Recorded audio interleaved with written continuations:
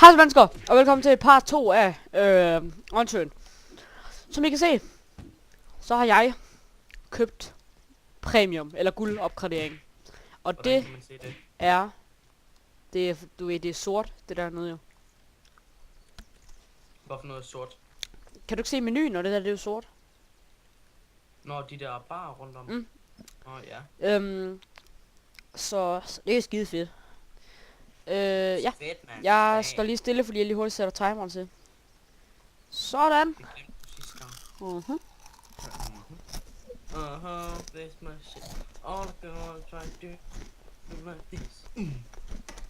Så er vi i gang. Ja, hver gang.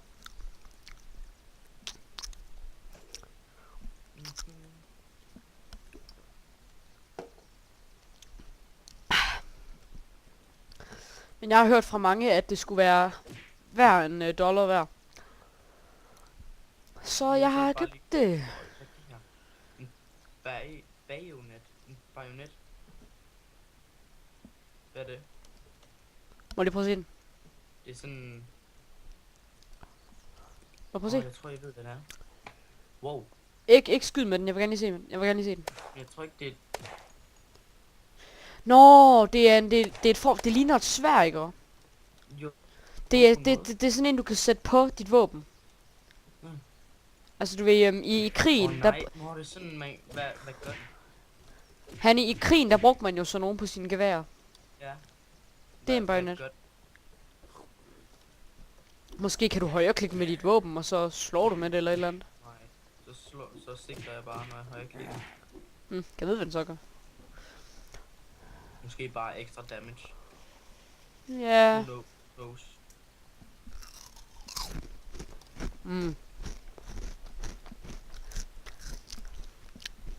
Potato chips.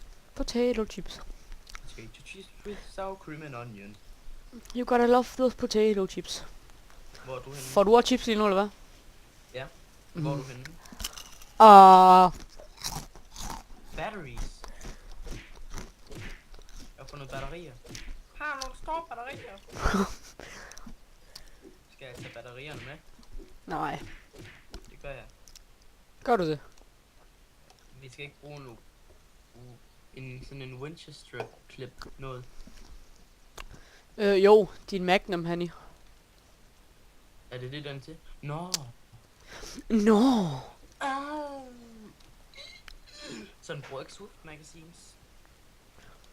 Nej, selvfølgelig bruger den sgu da ikke Swift magazines. Det vidste jeg ikke. Øj, nej. Hvor er du henne? Nå, jeg kan høre din skue.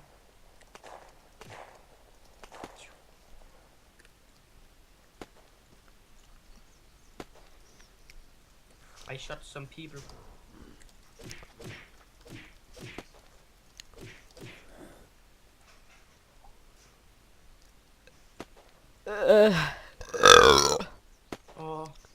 Lækkert. Det bliver helt horny af det. Der er en gasbutik her. Simpelthen en gasbutik. Er det? Ja. Der er en travel pack og en car tag og en frying pan og En frying pan. moldy potato og så er der en gascan. Skal jeg tage den med? Eller har du en? Nej, jeg har en. Okay. Meat. Der er en meat store her. Ligger en raw venison. Og en raw bacon. Og så ligger der animal pelt. Shit. Wow. Og så? Jeg så bare dig. Jeg så dig. Var du inde i den der gasbutik? Og jeg var inde i meat. Det var der du kom. Jamen, har du været herinde og kigge? Ja. Der skulle være en travel pack og en... Nå, Den har okay. jeg. Ja, okay. Jeg har en travel pack already. Så ligger der en Colt her. Nej, en Beretta. Ligger en Beretta. Og civilian bullets. Jeg synes, vi skal tage en tur ud og køre. Og Lad os vi har lige- 15 først- liv tilbage. Lad os lige hurtigt se, om vi kan finde en roadster. Okay? Hvordan kan vi se, hvad det er? What? Hvad skete der? Ja, det er hydreret. Du faldt bare i stykker foran mig. Nej. Beskyt mine ting. I will. Nej, jeg er ved vores gamle... Jeg er ved gården. Hvor er du henne? Ved en af gårdene. Hanni, Hvad? bliv hvor du er. Okay. Jeg kommer og henter dig, okay? Mm. Kan du lokere dig om, hvilken gård det er, du er ved? Det er den, der er længst ude mod havet. Jeg tror godt, jeg kan formulere det sådan. Jeg kommer nu.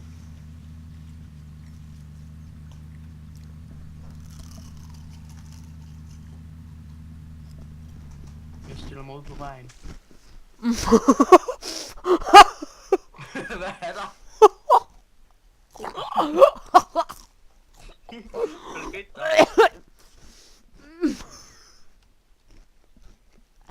Hvad skete der? Jeg sad og havde travlt med at æde chips, så kørte jeg ud i vandet. Ej. Jeg tror du grinte, fordi jeg sagde, at jeg gik... Hvad hedder det nu? Ude på vejen. Så må jeg tilbage og hente en ny bil. Og så sad bare og proppede kæften med chips, og så jeg ikke, at jeg bare drønede direkte ud i vandet. Det bliver sjovt at se på optagelsen, det her. Hold med, prøv lige at stille.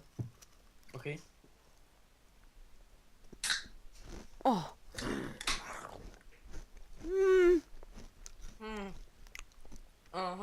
Lad mig se.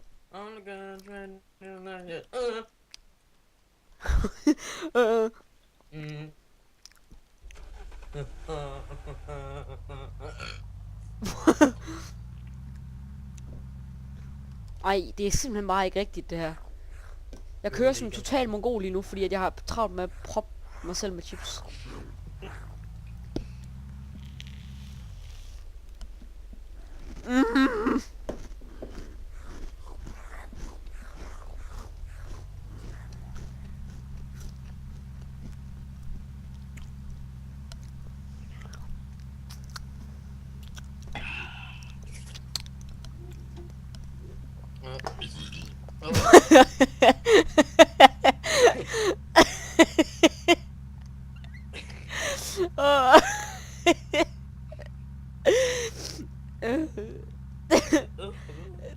Det grin, eller det der, den bøs der, det var sådan...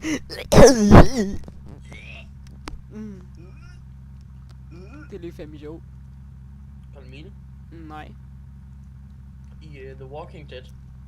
Ja. Så i den episode i sæson 2, hvor Herschel og Rick går ned til, hvad hedder det, sumpen, hvor der står 2 vandrere. Ja. Der sagde Herschel jo, at det var nogen fra en anden gård lidt længere nede, ikke også? Ja. Tror du, de gårde, kan det ikke være dem, der er her i Unturned? Jo, det kunne egentlig være sjovt nok. Nå, altså, Unturned er jo på en måde baseret på The Walking Dead, er det ikke? Let, kan man godt sige. Jeg kan godt lide, at Woodbury, her i ikke, det er den største by i hele spillet. Og Woodbury er også noget, en virkelig stor by i The Walking Dead. Ja. Hvad nu? Hvad nu? Hanni? Hvad? Hvad nu? Var det min bøvs, eller hvad? Tror jeg. Det tror du, okay. Mm. Er det dig, det der? Nej, det var Walkers. Hvor er du henne lige nu, siger du? Jeg er ved en af gårdene nu. Ja. Kan du høre mig? Jeg vil have en bil, ja. Jeg kan bare ikke se noget. Jo, jeg kan se dig. Bliv der. Jeg kommer nu. Gotta go so fast. Supersonic speed. Bliv der, sagde jeg for helvede. Jamen, der er jo zombier. Okay. Jeg kommer.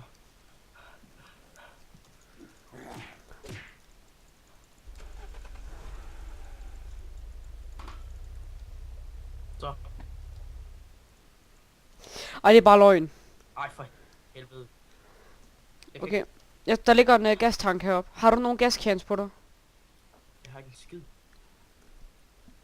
Jeg døde jo. Nå ja. Okay, Hanni, kom. Det havde du lige glemt, eller hvad? Jesus, nej. Nej, Hanni, det gjorde du bare ikke, det der. Hvor er du henne? Døde du? Går du ned til byen? Ja, skynd dig, kom, kom. Vær klar til at hoppe ind, vær klar til at hoppe ind. Nej. Hallo? Hallo? Get in, get in, get in. Så.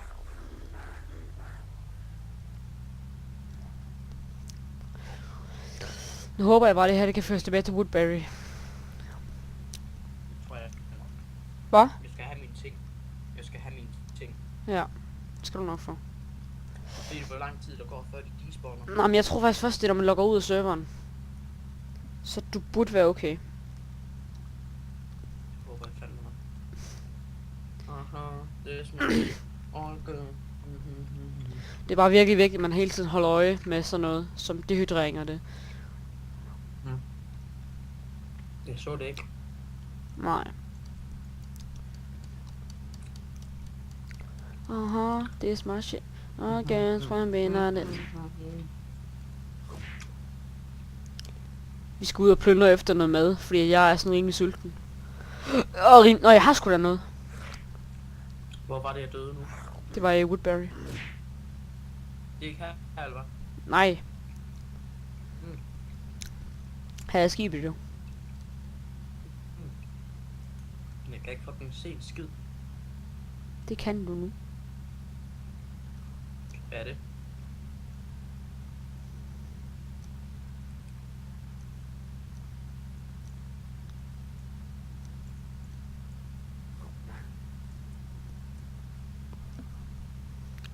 Ja, hey, den er by.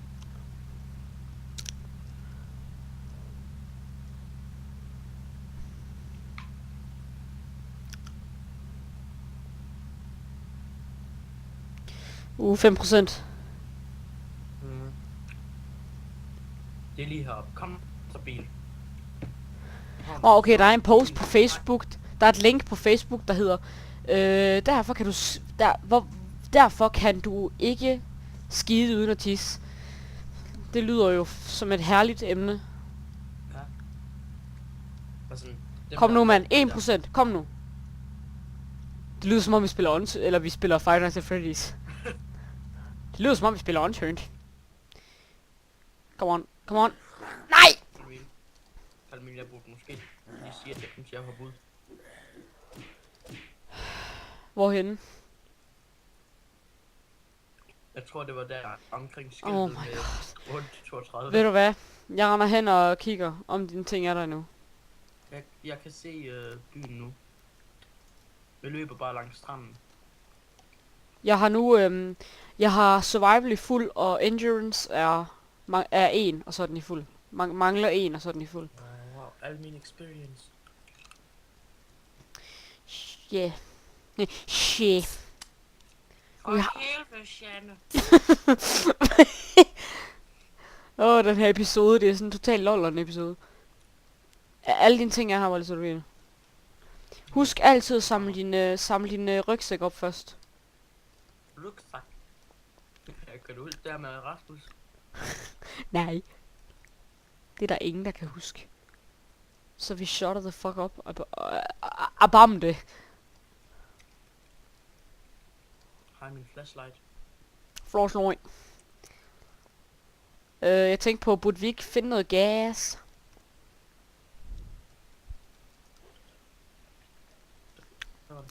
Oj.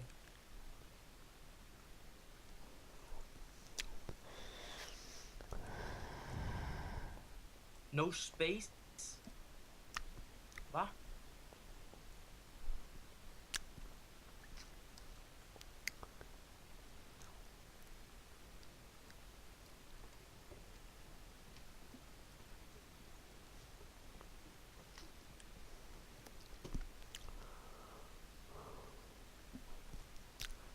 Nå, jeg har vist alt, jeg har brug for nu.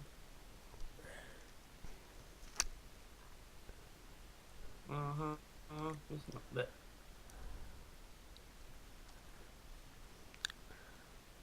Hvorfor er der ingen roadster her?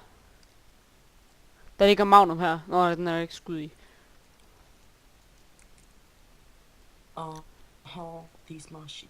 Okay. Der kommer en Sandy. En zombie. Okay. Jeg skal lige... Kæft, jeg bliver hurtigt sulten igen. Ja. Og tørstig. Torstig. Jeg blev meget torstig. Torstig. Hanny, jeg har noget gasolin, der kan føres tilbage. Okay. Skal vi ikke få snart finde... Hvad hedder det nu? Et sted, vi kan stå live. Jo, jeg vil bare gerne lige... Kan vi ikke sige, vi plyndrer en by til for mad og supplies og sådan noget, og så er det, vi kigger efter sådan noget. Okay. Hvor er du henne? Jeg var bare lige ude og hente bilen. Jeg kører lige hurtigt hen og får den fyldt op med benzin, og så kører vi. Jeg synes, vi skal plyndre byen med skibet. Ja, okay.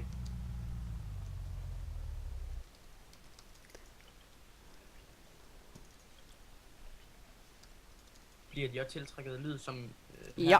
som i... Okay, jeg overvejede nemlig lige at skyde på bilen. Hvorfor vil du det? I don't fucking know. Kan man... Og der. Har du lagt mærke til vores navne? $10. Har du lagt mærke til, at vores navne står i guld? Vores navne, det står med guld. Med guld.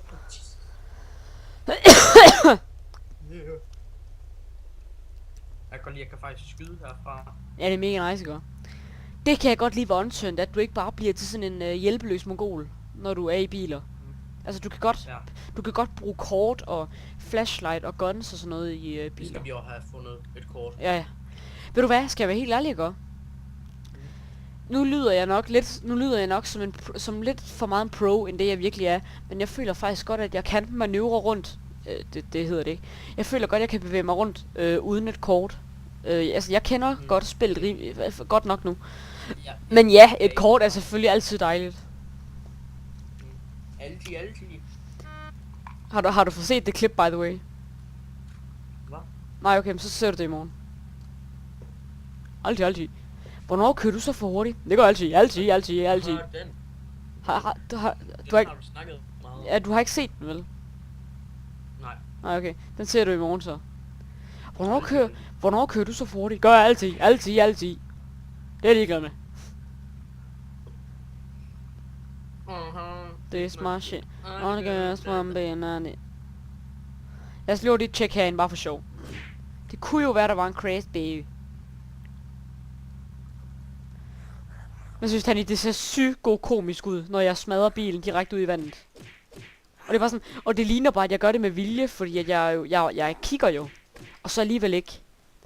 Altså i spillet, der kigger jeg jo bare lige ud, men det gør jeg jo ikke i virkeligheden. Morfin her og bandager. Det minder om, at jeg er faktisk virkelig lav på liv. Kan du beskytte mig? At jeg har en mere bandage her. Og så er der noget her. Hvad fuck? Jeg vidste ikke, hvordan man udtalte painkillers. Tak, Henny. Jo velkommen. Så er der ikke mere her, vel? Er der noget mad der? Og det skulle da her et brune. Skal vi ikke se, om vi kan komme ned til enden? Det kunne vi jo godt, eller noget. Altså, det kunne vi. Og lol, Henny. Ham her militærmanden, han droppede en sandbag.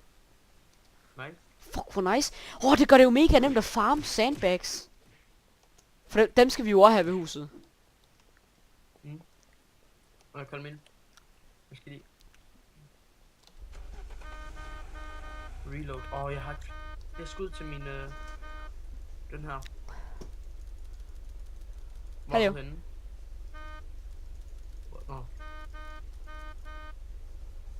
Jeg har ikke flere skud til min... Bare skynd at komme.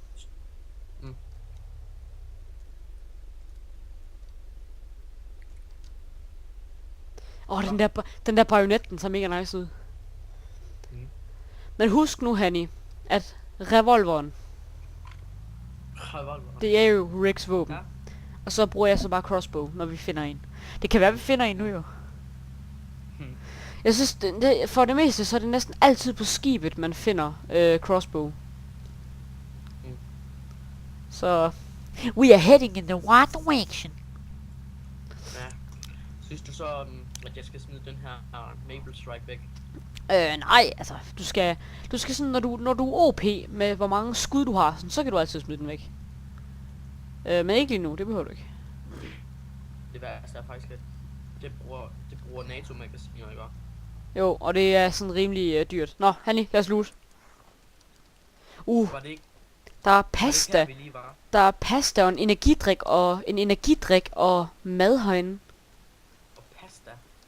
Det vil blive dag. Yes, man. Det værste er, at jeg faktisk, hvad hedder det nu, nu til at drop et NATO-magasin.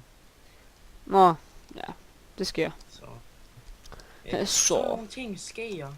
Hanni, du må bare leve med det, lille skat. Yeah. Ikke også? Det er godt. Hvorfor ligger min Magnum helt derom?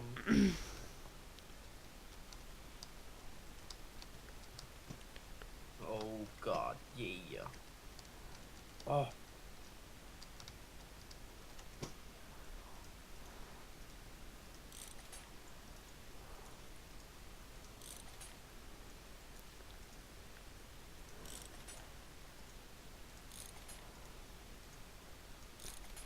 Ved du hvad der kunne være mega nice? Nej. Hvis han addede i næste opdatering. Sådan at zombierne gør. De kan godt live op. Altså, der kan godt ligge lige på jorden, som man tror er døde. Og så lever de sådan rigtig op. Lever sådan rigtig op. Når man går forbi dem. Det kunne altså være nice nok. Ja. Det er noget, jeg gerne vil se i næste opdatering. Men ved du hvad? Lige nu ikke godt, der kan du faktisk skrive til Nelson. Og så tager han imod idéer til spillet. Kan du? Mm. Nice. Det synes jeg er fedt. Det kan jeg godt lide, når spilmakers de gør. At du sådan kan være med til at vælge ting og sager. Nej, jeg bestemmer selv. Så I kan sulten. bare gå af helvede til. Shit. Det var fuck jer alle sammen. I munden. En der fisse. Ind der munden. Ja. Hvor er du henne, Hanni? Jeg er lige... der ligger en travel cake. Ja. Jeg tror, der er nogen her, der har været ude på opdagelsesrejse, og så har lagt på sengen og spist pizza. Det er sådan, scenen ser ud. Okay. Du er bare hans forestiller.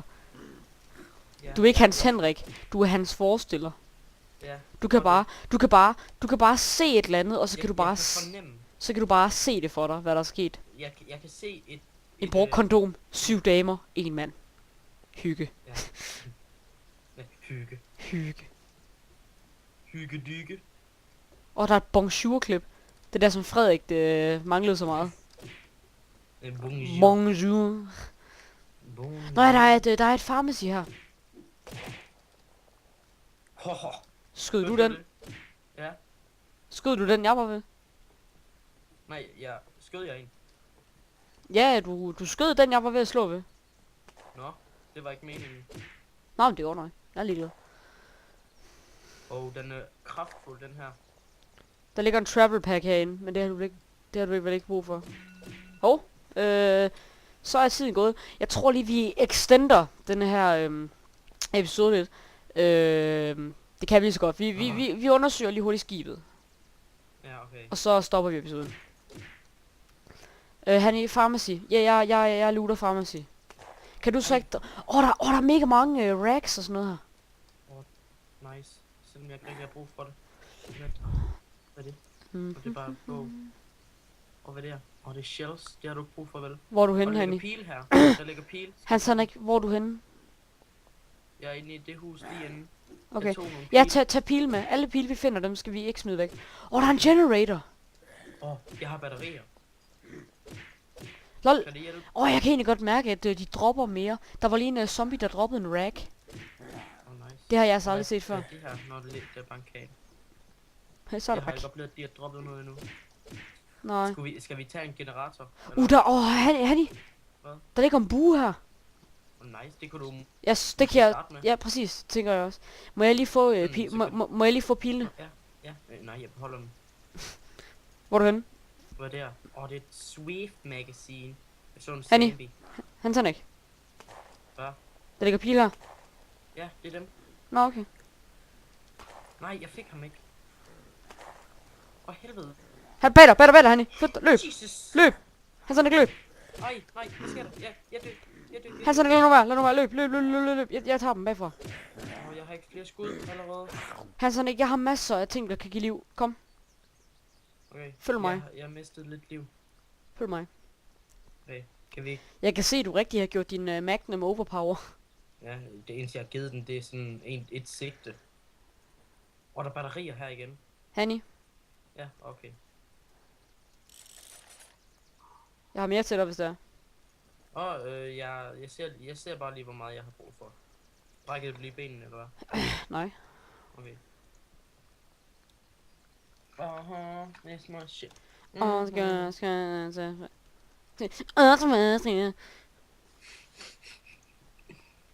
det- kun 5. ja, det er bandager, der giver... bandage giver 10, og en dressing, den giver 15. Nu har jeg min. Ej, Hanni, Så. prøv lige at komme op til mig. Hvor er du henne? Ja, Hvor- Emil. Hvad nu? Det er mit, hvad hedder det nu? Jeg kan godt lide, når du kalder mig ved mit fulde navn, altså Karl Emil, så ved jeg, at så er det noget spændende. Hvis jeg kunne bruge mit gange 6 sigte, ikke? Mm. På min hvad hedder det nu? Magnum. Ja. Det er lidt. Hanni, hvor er du henne? Det kan jeg. Fedt. Åh, Henrik, hvor er du henne? jeg er stadigvæk deroppe. Okay, Hanni, Det kom, sigter kom, slet ikke. prøv lige at komme med mig. Der spawner lige en zombie. Hvor? Den sigter jo slet ikke. Det er lige meget, kom nu. Mm. Og jeg elsker den her bue. Er den god? Mm. Ja, Nå jo, nu hvor jeg har de her increased ting, jeg kan ligne, så kan jeg jo lave mig selv om til, at jeg ligner Daryl. ja, og jeg kan Rick. Hanni, prøv at se der. Det ligner bare så meget en AK, når man kommer op. Hvad er det? Det er det ikke. Din mose. Men Hanni, vi slutter episoden af her. Okay. Men Det ser ja, ud over vores værk. vi ses i næste episode. Ja. Moin!